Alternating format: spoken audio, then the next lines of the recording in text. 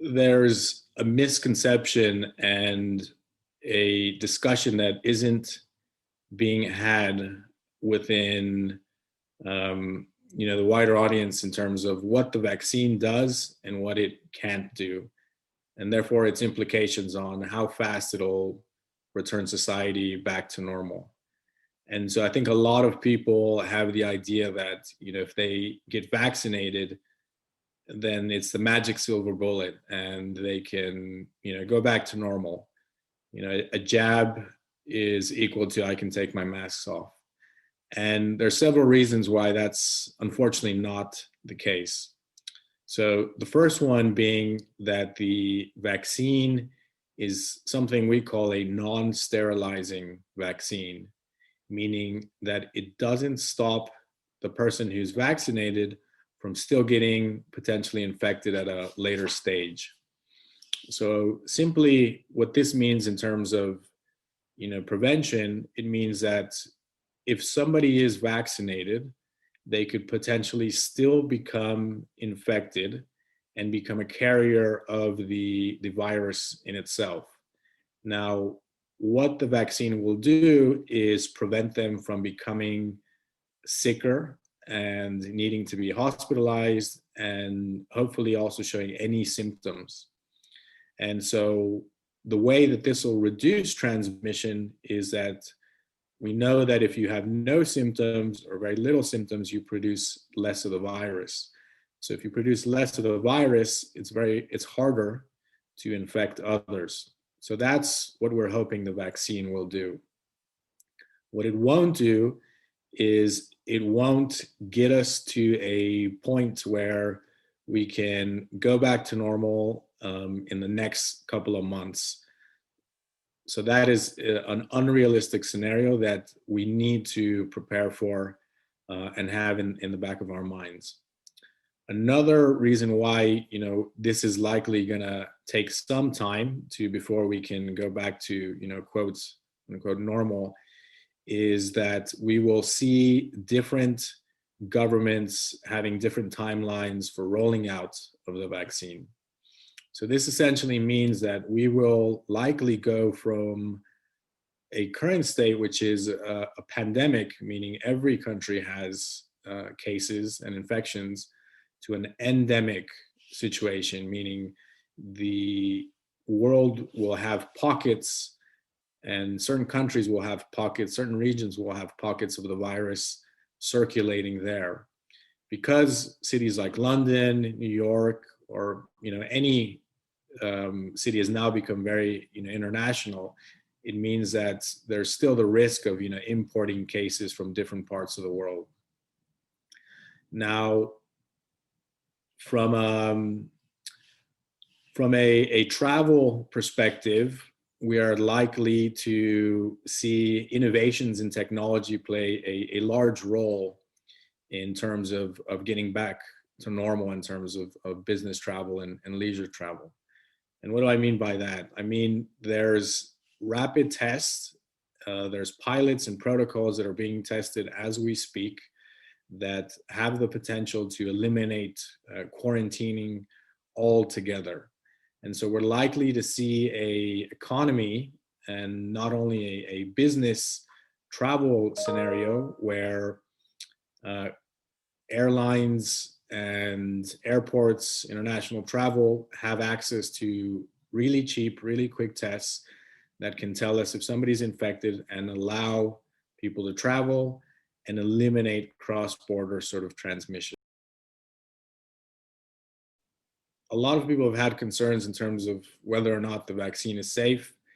And this is largely due to the fact that, the time it took to create the vaccine was unprecedented. We've never seen anything like this before. So usual vaccine takes about 15 years to go through the research, development, distribution process. This vaccine, some of the vaccines took about 1.5 years or less to go through that process, or we're thinking about that's how long it'll take. And so obviously there's concerns about, whether or not they skip some steps. However, in reality, what happened was that there were a lot of processes that were streamlined. For instance, the bureaucratic process of getting approval was accelerated in agencies such as the Food and Drug Administration in the US, meaning people had to wait, or companies had to wait shorter times before they could get approval for use. Now, the other thing that happened was the different phases of testing. So we have phase 1, 2, and 3, where we gradually go from a laboratory setting, to the general population, and then towards a lot of people getting tested, was in this instance a lot of times overlapped. So traditionally we would have, phase 1 and then phase 2, then phase 3.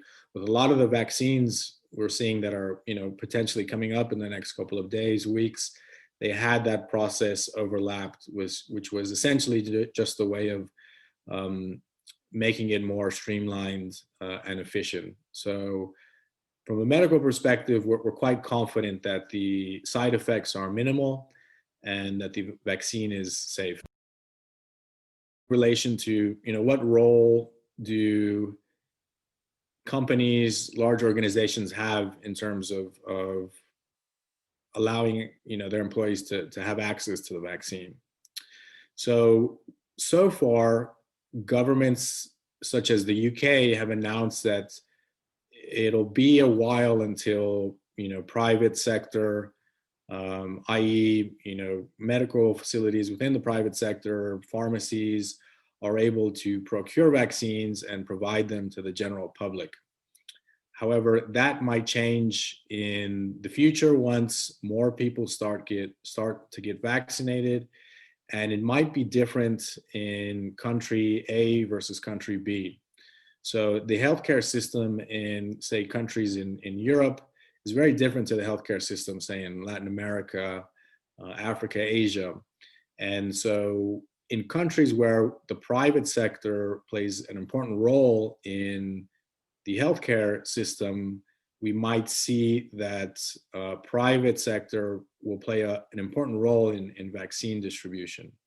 And I think this is where the conversation around the role of companies, is very important and comes into play. So companies will have two essential roles in terms of duty of care to employees. One is that they must leverage the internal communication channels that they have. So essentially they have the ear of, tens of thousands of employees. They have great platforms. They have great internal communication teams that are experts at what they do.